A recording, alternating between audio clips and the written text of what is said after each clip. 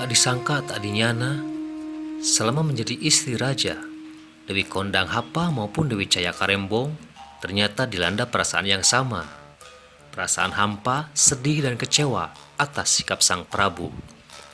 Sang Prabu yang selalu melanglang buana menimba ilmu, sehingga ia lupa akan kewajibannya terhadap sang istri.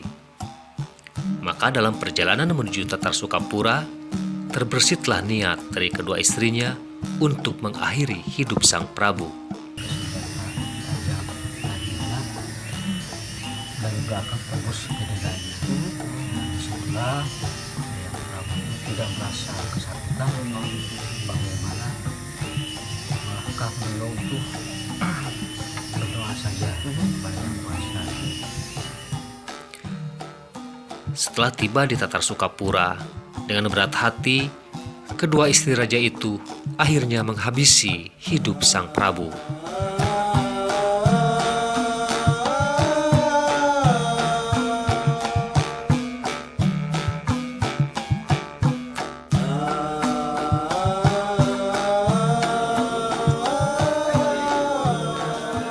Darah mengalir ke sebuah situ, menyebabkan warna air situ menjadi merah. Mungkin dari situlah munculnya sebuah nama, Situ Ciberem. Wallahu a'lam.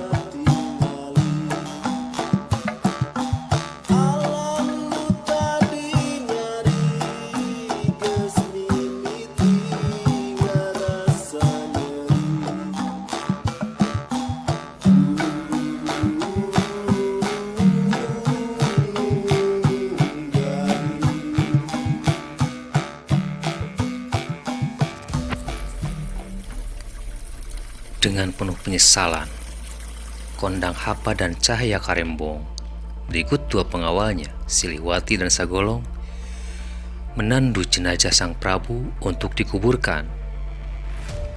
Sejumlah tempat dilalui, sampai akhirnya menemukan sebuah pulau di tengah rawa yang kering. Situ Gede.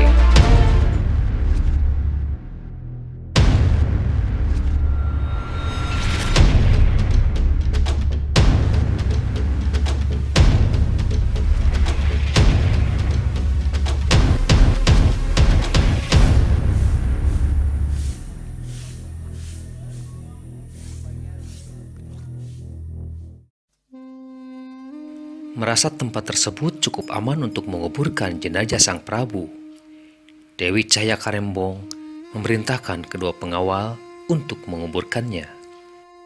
Petaka kembali terulang.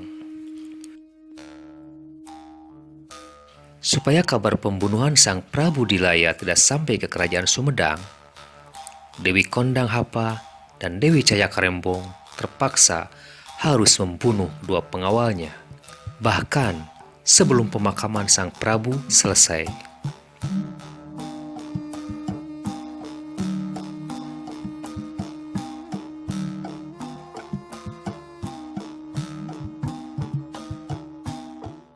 Tapi itu sengaja Pak datang dari Jakarta Oh iya. ke sini. Jadi nggak satu tempat ya datangnya Pak. Oh gitu. Oh di Tasikmalaya. Kemana aja kunjungannya? Sahabat-sahabat beliau lah. Oh gitu. Seperti siapa Pak? Misalnya kalau bisa disebutkan. Habis dari sini kemana atau dari mana? Kalau di sini sebenarnya banyak, salah satunya aja Pak ya. Kalau beliau yang jauh nih, Pamijahan. Oh ya, punya Iya. saya belum lagi. Kalau Bapak mungkin manggilnya Prabu Kian Santang, Oh, kalau saya iya. manggilnya Syekh Rahmatullah. Oh ya. Yang di Pemijahan itu. Bukan, lain lagi. Oh lain lagi. Saya sama teman pada di. Di Godok kan Pak. Di Oh Garut. iya. Kasinan Rohmat Suci Godok. Ah. Garut. Iya Godok. Kalau ke sini sudah berapa kali Pak kunjungan? Bang nggak tahu saya Pak. Jadi tadi saya udah bilang sama Bapak Sudah dari sering, zamannya sudah Jetek sering. itu. Oh. Saya lupa lah. Saya lupa deh, saya nggak inget Pak. Cuman kalau hari-hari itu saya datang. Jadi insya Allah ya, satu tahun saya nggak putus. Oh gitu. Selalu datang ke sini gitu ya. Kan dalam satu tahun ada berapa kali hari besar macam, insya Allah kalau ada gerak saya berangkat. Nah ini Pak keluarga besar atau Keluarga atau? Iya. Ada keluarga besar. Kalau yang Bapak ketahui sendiri tentang kisah Eyang Prabu Dilaya ini seperti apa Pak? Yang mengenai apanya Pak? Ya kisah beliau sebagai apa gitu, terus Kesolehannya atau kesolehannya apa? seperti apa yang Bapak tahu itu tentang kisah beliau ini. Kalau beliau kan salah satu pilihan Allah kan. Beliau datang kalau zaman ini di atas wali. Beliau Eyang ini, Eyang Prabu Dilaya ini. Bukannya bukan ilmu Tuhan ini, zamannya, Hmm. zamannya di atas wali. Kesan Bapak setelah berkunjung ke sini itu seperti apa nih Pak? Kalau ke saya pribadi ya, badan saya ke saya Bapak maksudnya ke saya pribadi. Iya, Bapak pribadi langsung.